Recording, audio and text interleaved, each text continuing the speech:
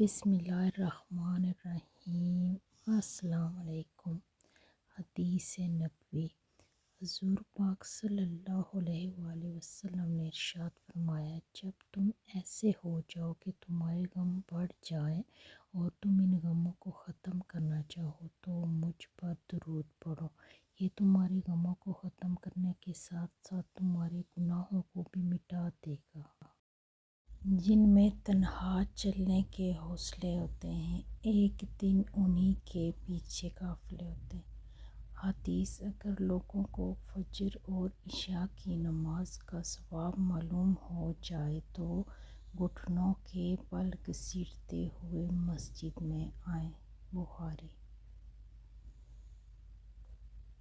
نوٹوں کی گڈی میں خون سے زیادہ طاقت ہوتی ہے، جو رشتوں اور ضمیر کو کریت کریت کر کھا جاتی ہے۔